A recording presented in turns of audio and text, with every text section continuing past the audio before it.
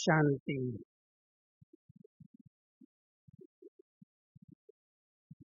मीठा बाबा हम सभी बच्चों के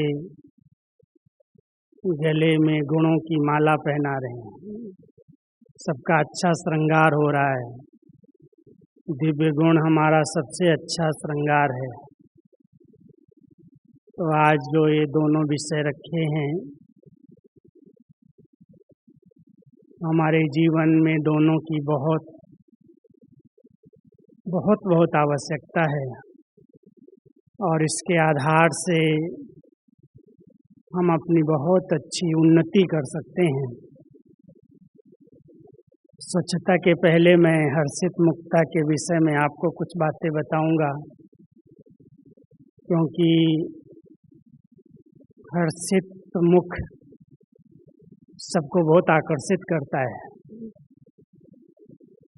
और अगर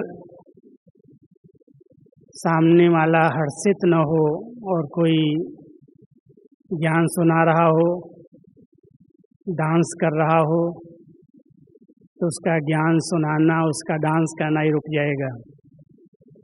साकार बाबा की मुरली में आप सभी सुनते हैं कि अगर बाबा के सामने कोई ऐसे ही तवाई की तरह ऐसे बैठा हो, मूंझा मुरझाया हुआ, तो बाबा कहता था इसके आगे मैं क्या डांस करूं।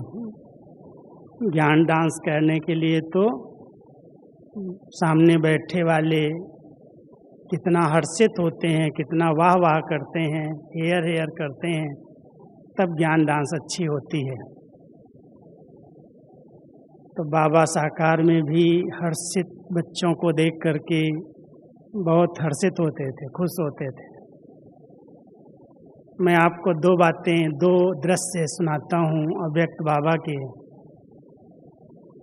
एक दिन बाबा इसी डायमंड हॉल में आए थे। हम लोग लाइन में जो आगे आगे केबिन्स में होते हैं, कोई अपनी कोई सेवाएं करते हैं, कोई ऐसे भी बैठे रहते हैं। तो बाबा की नज़र दो भाइयों पर ऐसे अचानक गई।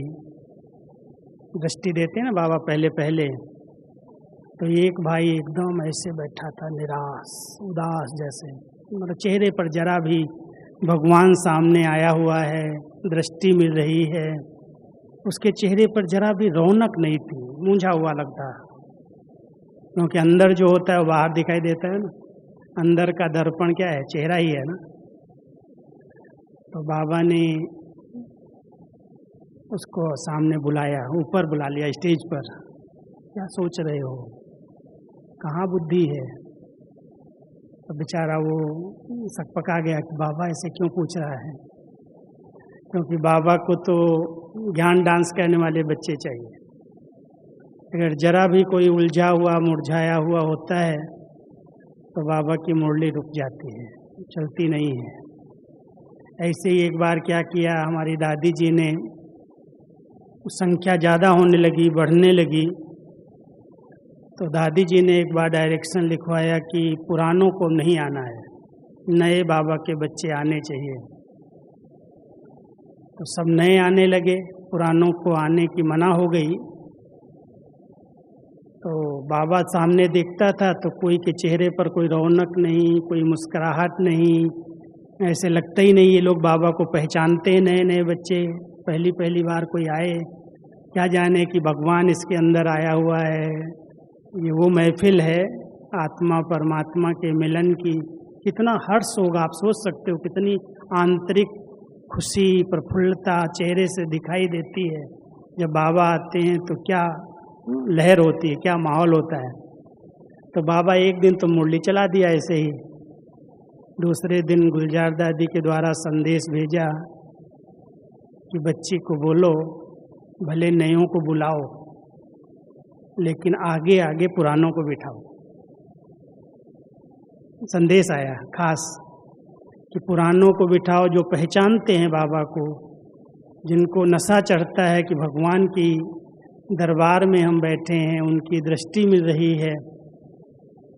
तो फिर दादी ने दूसरी बार ऐसा ही किया कि जो पुराने थे सबको कहा आप लोग आगे बैठो और नयों को पीछे बिठाया, क्योंकि वो पहचान वो नशा, वो चेहरे पर रौनक चाहिए, तो हम सभी भी अपने आप को ये चेक करते रहें कि हम कितना हर्षित मुख, हर्षित चित्त भी अंदर हर्षित चाहिए ना, अंदर की हर्षित चित्त की निशानी हर्षित मुख है।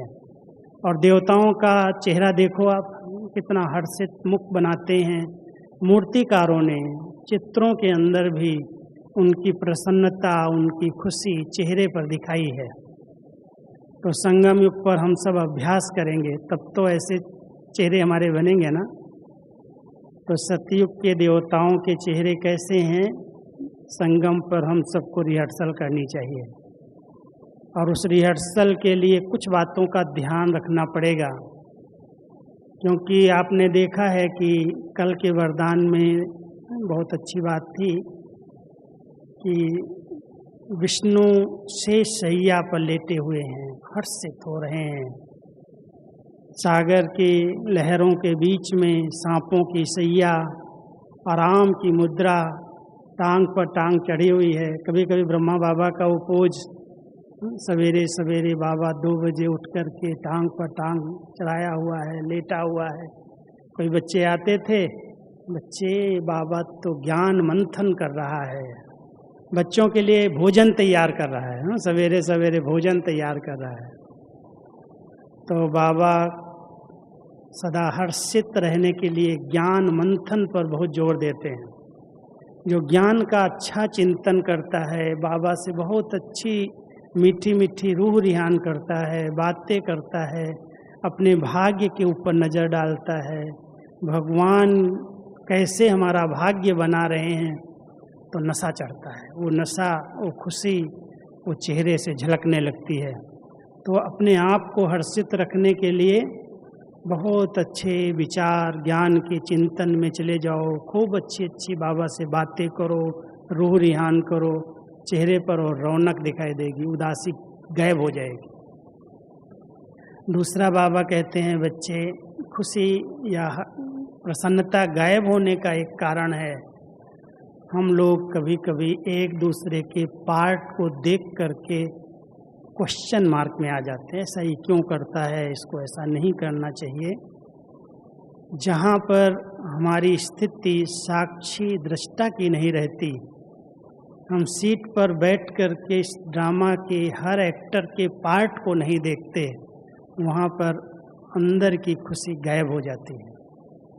अगर हम सदा हर्षित रहना चाहते हैं तो हर आत्मा का अपना अपना रोल है इस ड्रामा के अंदर, और बहुत अच्छे से अच्छा पार्ट अपनी विधि से अपने अनुसार वो बजा रहा है।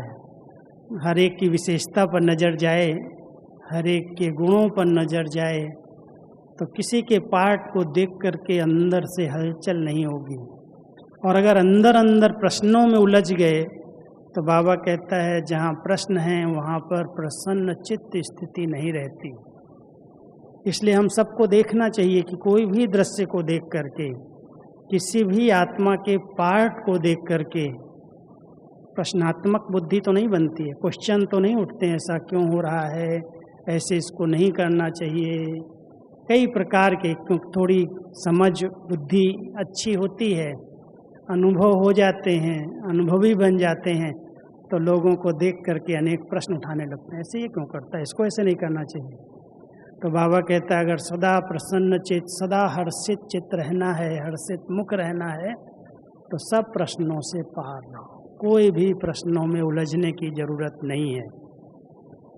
और इसके लिए आज के वरदान में क्या था, बाबा कहते बच्चे स्वदर्शन चक्र घुमाओ, उल्टा चक्कर चल गया तो परदर्शन हो जाएगा, और परदर्शन करने वाली आत्मा कभी भी हर्षित नहीं रह सकती, प्रसन्न नहीं रह सकती। इसलिए प्रसन्न चित्त स्थिति के लिए हम सबको बहुत अंदर की स्थिति ज्ञानी, नॉलेजफुल और त्रिकालदर्शी की बनानी है। बाबा कैसे प्रसन्न रहता है, आप लोगों ने बाबा के पार्ट को सामने से देखा है, अव्यक्त बाबा के पार्ट को। हमने भी बाबा के पार्ट को, मैं समझता हूँ जब से बाबा का पार्ट हमने अटेंड किया है 71, 72 से, कोई भी मुरली, कोई भी समय 1-2 घंटा भी मेरा मिस नहीं हुआ है। बाबा 12 घंटा 14 घंटा बैठा है, रात का समय है, सबको नींद आ रही है, लेकिन बाबा के चेहरे पर क्या प्रसन्नता है, कितना हर्षित है, एकदम बच्चों का भाग्य देख रहा है, बच्चों की विशेषताएं देख रहा है, एक एक सामने आता उसका वर्णन कर रहा है। तो बाबा के चेहरे पर कभी भी 12-14 घंटा बैठने के बाद भी जरा भी न उदासी देखी, न नींद का लहर देखी, एकदम मुस्कुराता हुआ चेहरा, खुशनुमा चेहरा, खुश, जैसे एकदम खुशी के अंदर चेहरे से रौनक वो अंदर की दिखाई देती है। तो बाबा तो अपने बच्चों को अपने समान बनाना चाहते हैं, और उसके लिए ज़रूरी यही है कि हम सब नॉलेजफुल बने, त्रिकालदर्शी स्थिति में रहें और अपने आप को सब खजानों से भरपूर करें। जिसके पास खजाने होते हैं ना, उसको बहुत नशा रहता है, बहुत अंदर की खुशी रहती है। और हम सबको तो बाबा ने इतने अविनाशी खजाने दिए हैं, कितना वंडरफुल ज्ञान का खजाना हम सबके पास है, गुणों का खजाना कितना है। मैं देख रहा था, मेरे को 3 दिन के अंदर 6 गुणों पर विशेष क्लास कराना पड़ा। गुजरात के कुमारों की भट्ठी में सत्यता और पवित्रता पर क्लास हुआ, अपने शांतिवन की भट्ठी में आज धैर्यता और सहनशीलता पर क्लास हुआ, और अभी हर्षित मुक्ता और स्वच्छता पर क्लास है। तो चिंतन तो चलता है ना, बाबा कितना गहराई से इन गुणों से हमारा श्रृंगार कर रहा है, कितने अच्छे अच्छे गुण हमारे जीवन में आए हैं। सिर्फ क्लास नहीं कराना है, चिंतन नहीं करना है, लेकिन अपने आप को चेक करना, क्या मैं सदा हर्षित रहता हूँ, इतना अंदर से प्रसन्न हूँ कि बाबा आपने मुझे क्या दिया है, कितना माला माल बनाया है, धनवान बनाया है, संपत्तिवान बनाया है। ये बाबा जो वरदान देता है, आयुष्मान भव, संपत्तिवान भव, हेल्दी वेल्दी हैप्पी, ये जो वरदान हम सबको मिले हैं संगम पर, उनका अनुभव अभी करने की ज़रूरत है। भविष्य में किसने न वर्णन है न उसकी भेंट है, और जब भेंट ही नहीं है तो कैसे कहेंगे हेल्दी हैं या वेल्दी हैं। संगम पर भेंट है, दिखाई दे रहा है कि बेचारे के पास कुछ नहीं है और हमको बाबा ने इतना सब कुछ दे दिया है। तो जब अंदर से इन अविनाशी खजानों का, ज्ञान का, गुणों का, शक्तियों का, श्रेष्ठ चरित्र का, खुशी का खजाना अंदर अंदर उमड़ता है, तो चेहरा तो अपने आप प्रसन्न रहता है। तो इसलिए हम सब चेहरे को अपने चेक करते रहें कि अंदर की प्रसन्नता चेहरे से झलकती है या कहीं उलझे हुए हैं, कहीं मूंझे हुए हैं। प्रश्नों में बहुत सारे उलझने की ज़रूरत नहीं है। कभी कभी देखो, एकदम ये जो स्लेट है ना, बिल्कुल स्वच्छ है, साफ है, क्लीन है, तब बाबा उसमें कुछ लिख सकता है।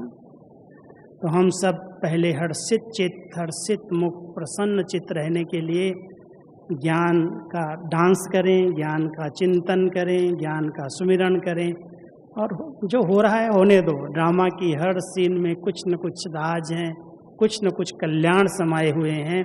इसलिए इन दृश्यों को देख करके उलझना, मूंझना, घबरा जाना, भयभीत हो जाना, बाबा कहता है इससे आपकी खुशी गायब हो जाएगी। तो ध्यान देने की ज़रूरत है कि बाबा ने अपने बच्चों को बेफिक्र बादशाह, बेगमपुर का बादशाह बनाया है, और जो बेफिक्र है, बेगमपुर का बादशाह है, उसका चेहरा कैसा होगा, कितना हर्षित, कितना खुश मिजाज। और स्वच्छता के लिए तो बाबा ने हम सबको कितना गहराई से स्वच्छता का ज्ञान दिया है। शायद ब्राह्मणों जैसी स्वच्छता किसी ने भी अपनाई नहीं है।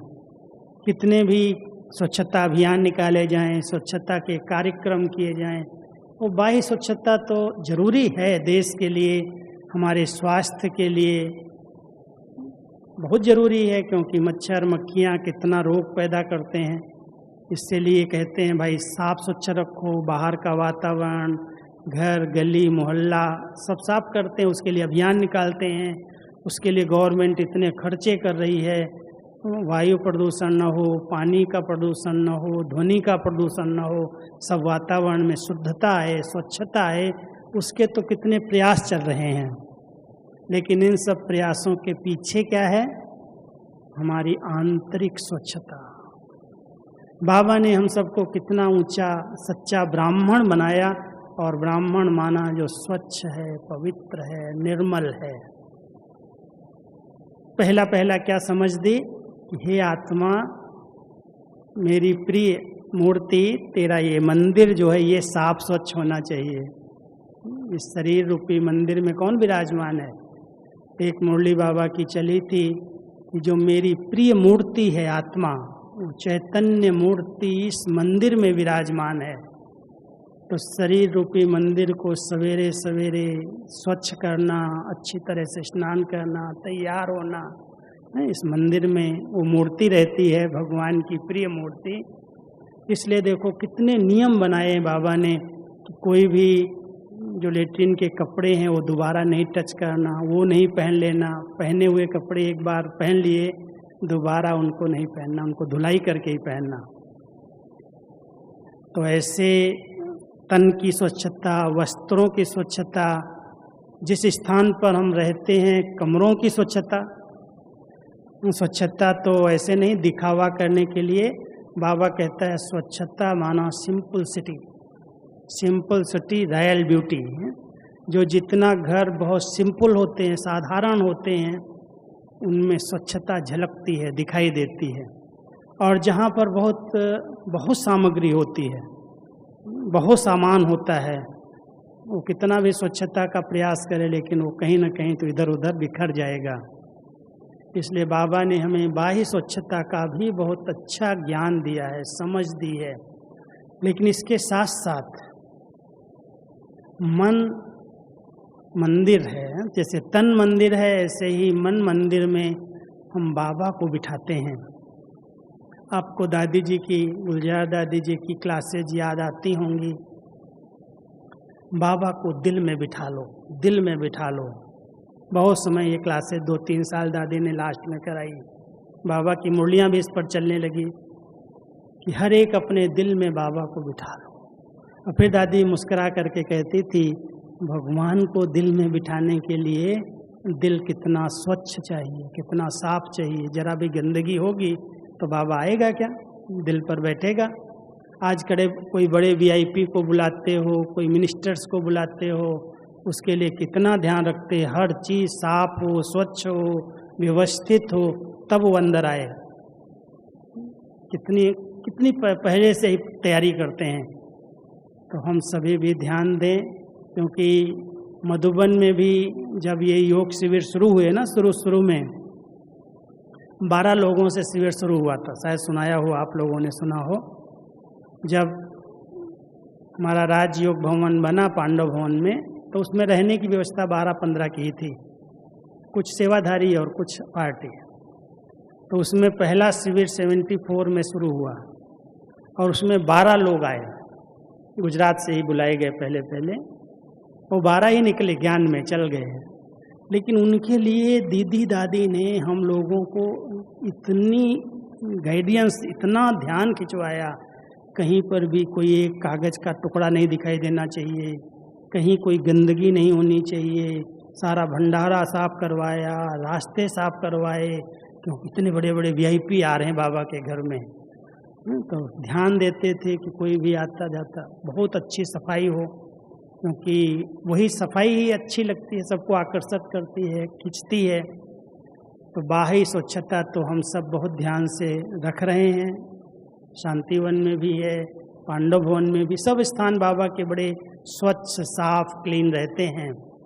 लेकिन मन के अंदर भी, दिल के अंदर भी किसी के प्रति व्यर्थ न चले, नेगेटिव न चले, उलझन न हो, गंदगी न हो किसी भी प्रकार की। क्योंकि कभी ईर्ष्या के कारण, कभी घृणा के कारण, कभी कोई वैर विरोध के कारण हम कईयों की बातें अंदर अंदर रख लेते हैं, और अंदर अगर वो बातें रह गई और चलती चलते वो कीचड़ बना देती हैं। जैसे कोई पानी कहीं गिरता जाए तो कीचड़ इकट्ठा हो जाता है ना, तो ऐसे ही हमारे दिल में, बुद्धि में कई बार कीचड़ इकट्ठा हो जाता है, और उस कीचड़ के अंदर बाबा की याद भी नहीं रह सकती, और बाबा तो कैसे आएगा, इस दिल आसन पर बैठेगा करके। तो हम सबको अगर बाबा का आह्वान करना है, बाबा के साथ कंबाइंड रहना है, अपने दिल आसन पर बिठाना है, तो दिल को बड़ा साफ, स्वच्छ, पवित्र रखना। जरा भी किसी के प्रति नफरत नहीं, ईर्ष्या नहीं, घृणा नहीं। जब हर आत्मा अपना अपना पार्ट प्ले कर रही है, उसका अपना ये रोल है, तो किसी के रोल को देख करके मैं अपने दिल को खराब क्यों करूं?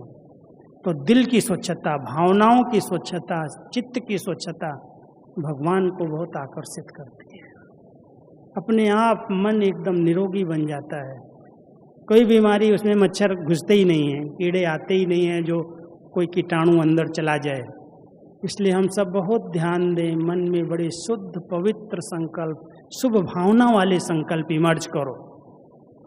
जब शुभ भावनाएं रहती हैं, सबका भला हो, सबका कल्याण हो, तो एक अंदर से मन बड़ा स्वच्छ रहता है, निर्मल रहता है। और मन मनाभाव होने के लिए बहुत निर्मल मन चाहिए। जरा भी मन के अंदर इधर उधर की बातें अगर हैं, तो आप देखते हो योग में कितना लोगों को मेहनत लगती है। बैठते हैं आकर के योग में, आधा घंटा ऐसे ही सफ़ेद लाइट हो जाती है, कहते क्या करूं, बैठा तो बाबा के इतने अच्छे वातावरण में, इतने अच्छे संग में, लेकिन मेरा योग नहीं लगा। कारण क्या? योग लगाने वाली जो शक्ति है वही स्वच्छ नहीं है, मन स्वच्छ नहीं है। किसी की बातें उस मन के अंदर भरी हुई हैं, वो फलाना ऐसा है, फलानी ऐसी है, वो ये करता है, वो मेरे साथ ठीक नहीं करता है। बहुत सारी बातें सोच सोच करके मन को मैला बना देते हैं। इसलिए मन को मैला बनने नहीं देना। बुद्धि को बहुत निर्मल रखो। दिव्य बुद्धि एकदम स्वच्छ बन जाती है, पवित्र बुद्धि है। एक बार जब बाबा ने मुझे वरदान दिया ना, तुम्हें दिव्य बुद्धि का वरदान मिला, तो मैं सोचने लगा, ये बाबा ये दिव्य बुद्धि का वरदान मुझे दे रहे हैं, बहुत बड़ा वरदान दे रहे हैं। तब बाबा ने तुरंत उसका जवाब दे दिया कि बच्चे, तूने अपनी बुद्धि को कहीं पर भी व्यर्थ में लगाया ही नहीं है, सदा स्वचिंतन किया है, स्व स्थिति बनाई है और दूसरों के स्वचिंतन के प्रति सोचा है। इसलिए बुद्धि दिव्य बनती गई है और बुद्धि को वरदान मिलता गया है। ये वरदानी बुद्धि जो चाहे वो कर लेगी। मुझे उस समय से भूलता नहीं है कि बाबा का बुद्धि को वरदान मिला हुआ है। और वरदान पाया कैसे है? सभी ले सकते हैं। बाबा तो बच्चों को जन्म से ही ये वरदान देने आया है, दिव्य नेत्र और दिव्य बुद्धि। नेत्र है अनुभव का और बुद्धि है हमारी अपनी जजमेंट, निर्णय करने की शक्ति। हर आत्मा की जितनी स्वच्छ बुद्धि होगी ना, उतना समय पर ठीक निर्णय होगा। आज जो व्यक्ति धोखा खा रहा है, दुख उठा रहा है, चाहे संबंधों में चाहे लोगों से, उसका मूल कारण है परख नहीं सकता। और परखने की शक्ति न आने का कारण है उसकी बुद्धि स्वच्छ नहीं है, दिव्य नहीं है। स्वच्छ बुद्धि को फट से बाबा की बातें टच हो जाएंगी। अगर हमको बाबा की टचिंग को कैच करना है, बाबा तो टच कर रहा है हर बच्चे को, क्योंकि बाबा हमारे को टच नहीं करेगा तो किसको करेगा? हर एक बच्चे को कर रहा है। लेकिन बच्चा अगर अपनी बुद्धि में इधर उधर की बातों को भरा हुआ है, सोच रहा है, तो बाबा कहता मैं तो टच करता हूँ, वो कैच ही नहीं करता है, क्योंकि उसने बुद्धि का रिसीवर उतार के रख दिया, वो इधर उधर बुद्धि को इंगेज कर दिया। अब इंगेज हो फोन तो कितना भी कोई घंटियाँ बजाता रहे, तो बाबा कितना भी हलो हलो ऊपर से करे, लेकिन हमने अपनी बुद्धि को कहीं न कहीं इधर उधर की बातों में, ये आज हुआ, वो हुआ, सरकार ने ऐसा किया, दुनिया में ये चल रहा है, बहुत सारे संसार समाचार जो सुनते हैं ना, उनकी बुद्धि में दिन रात वही चलता है। स्वप्न में भी शायद वही देखते होंगे, पता नहीं अमृत वेला करते हैं तो क्या देखते होंगे, कौन कैसा योग होता होगा। इसलिए बाबा कहता है बच्चे, जो जरूरी है उतना देखो। जरूरी है समय अनुसार जानना, समझ होनी चाहिए हर चीज़ की, लेकिन सारा दिन ब्रेकिंग न्यूज़ देखते देखते अंदर ब्रेक लग जाता है, योग नहीं लगता। इसलिए हम सब बहुत ध्यान दें, जो हमारे काम की बातें नहीं हैं, बाबा कहता hear no evil, see no evil, think no evil. तो हम सब न सोचें, न देखें, न बोलें, जो मेरे काम की बातें नहीं हैं मुझे क्या करना। अगर हमें अपनी मंजिल को पहुंचना है तो हमें बहुत सही और सीधा रास्ता लेने की ज़रूरत है। अगर कहीं पर भी किसी भी गली की तरफ देखने लगे और भटक गए तो मंजिल पर पहुंच नहीं सकेंगे, भटक जाएंगे। इसलिए हम सबको वर्तमान समय अपनी बुद्धि को बहुत दिव्य, बहुत स्वच्छ, निर्मल रखना है। अपने दिल की भावनाओं को बहुत भावना युक्त, विवेक ज़्यादा नहीं चलाओ। विवेक वाले जो है ना, वो अहम बहम में आ जाते है। विवेक जरूरी है, समय पर होना चाहिए, लेकिन बाबा कहता है दिल वाले बच्चों की याद मेरे पास पहुंचती है। दिमाग वाले तो सिर्फ दिमाग लगाते रहते हैं। तो हम सिर्फ दिमाग से याद न करें, लेकिन बहुत भावनात्मक रूप से बाबा कौन है उसको पहचान करके याद करें, लेकिन बहुत भावनाएं। जब शुरू में बाबा के बच्चे बनते हैं कितनी भावनाएं होती हैं, लेकिन धीरे धीरे जब एक दूसरे को देखते हैं, कमियों को देखते, कमजोरियों को देखते, चलते चलते वो नशा, बाबा कहते हैं सोडा वाटर हो गया, खुशी गायब हो गई, नशा गुम हो गया। पुराने होते जाते हैं तो जो आगे बढ़ना चाहिए, उन्नति होनी चाहिए, उसकी बजाय जब अवगुण दृष्टि होती है, गंदगी अंदर चलने लगती है, तो सब प्रकार का, जैसे पेट्रोल के अंदर अगर कुछ भी मिक्स हो जाए, मान लो आज आपने गाड़ी चलाई, ले जा रहे हैं पेट्रोल कहीं भराया, उसमें थोड़ा पानी भी मिक्स हो गया, इंजन फेल, इंजन खड़ा हो गया। कोई भी चीज़ मिक्स हो गई तो स्पीड डाउन हो जाएगी। अगर हम सचमुच अपनी मंजिल को प्राप्त करना चाहते हैं, स्पीड को आगे ले जाना चाहते हैं, तो बहुत स्वच्छ ज्ञान का सही पेट्रोल इसमें डालना चाहिए। इधर उधर की बातें आजकल इंटरनेट के माध्यम से क्या क्या लोग बुद्धि में डाल रहे हैं सबकी, और अगर सब प्रकार का किचड़ा इसके अंदर जाता रहेगा तो ये पेट्रोल जो है ना उड़ाएगा नहीं, रोक देगा रास्ते में। इसलिए अगर हमें इस मार्ग में उड़ना है, पहुंचना है मंजिल पर, अपनी संपन्न और संपूर्ण स्थिति को प्राप्त करना है, तो बहुत स्वच्छ दिल, स्वच्छ मन, स्वच्छ बुद्धि। ध्यान दो, ऐसी कोई किताबें नहीं पढ़ना है, ऐसे कोई दृश्य नहीं देखने हैं, ऐसा कुछ इंटरनेट पर नहीं देखना जो हमारी बुद्धि हमारे को अस्वच्छ बनाए, गंदा बना दे। संग की भी परहेज रखना, कोई पर चिंतन प्रदर्शन करे, ऐसा संग नहीं करना जो आपके मन को व्यर्थ में ले जाए और उसमें बहुत सारी अस्वच्छता आ जाए। तो जो स्वच्छता है, निर्मलता है, वही एक दिव्यता है, वही हमारी अलौकिकता है, और वही ब्राह्मण जीवन में उन्नति का आधार है। तो हर्षित मुक्ता और स्वच्छता, ये हमारी प्रगति के लिए दोनों गुण बहुत बहुत आवश्यक हैं। इनका और गहरा अध्ययन करना, चिंतन करना, और चिंतन ही नहीं करना लेकिन अपने स्वरूप में ले आना। ओके, ओम शांति।